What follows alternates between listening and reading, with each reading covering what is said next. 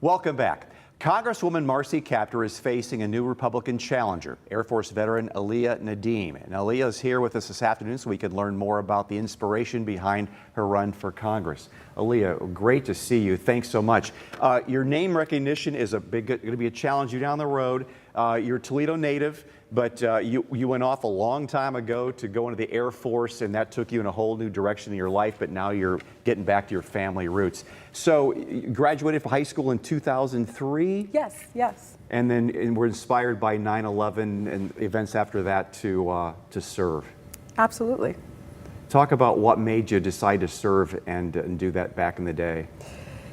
You know, Dan, when 9/11 happened, I was a junior in high school, homeroom, watched the Twin Towers collapse right in front of my eyes. And it was heartbreaking. And, you know, I remember the next day it was United We Stand, right? You could feel the energy, people coming together. And I loved that feeling.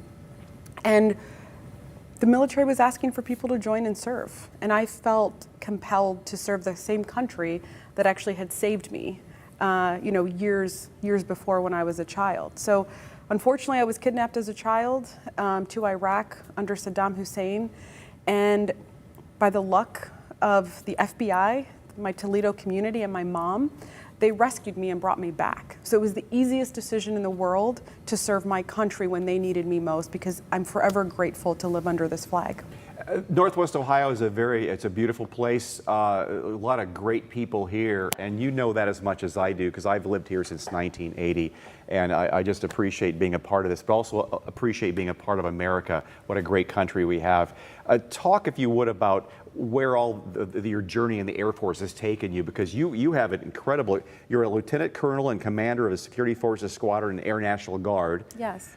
You were special agent, intelligence officer, advising on military strategy and national security policy. You've worked at the Pentagon, National Security Council. I mean, your background with the big picture is phenomenal.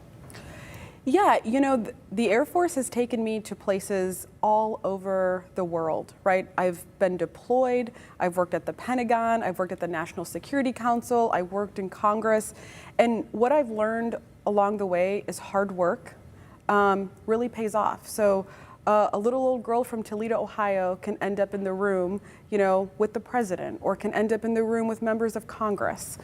And I really attribute a lot of who I am to this area, right? It's just good, hardworking people, common sense. And I've just taken that everywhere that I've gone, worked hard, like the blue collar family that I grew up in, union household.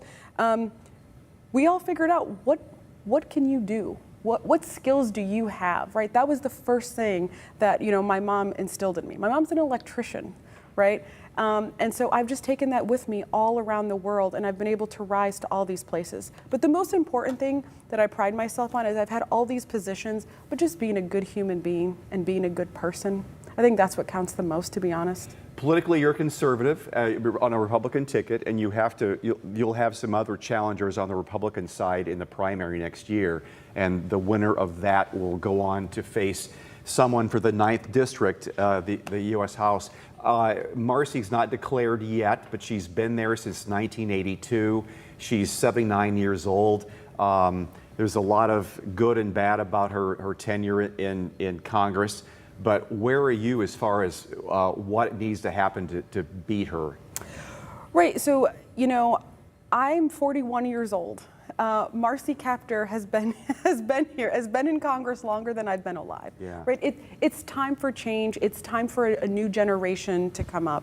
And one of the things that I've really focused on is the part that I want to focus on is jobs. Right. So Ohio as a whole has lost 400,000 manufacturing jobs. Right. The debt when she got into office in 1983 was 1.1 trillion. It's now 36 trillion.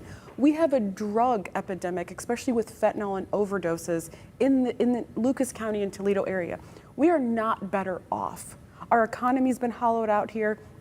And so I really want somebody who's going to represent us in Washington and vote the appropriate way. We are not New York and California. This is a blue-collar working town.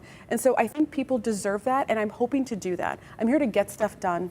I'm not in any stretch of the way a politician. I've been in the military. I just do the job, and at the end of the day, don't give up. And that's what I'm here to do. What's your biggest challenge to try to get the nomination here next spring? The biggest challenge, to be honest with you, is raising enough money to get my message out to people, right? I don't have the name recognition. I don't have the name ID. So really being able to raise my money and get my message out to folks all over the district.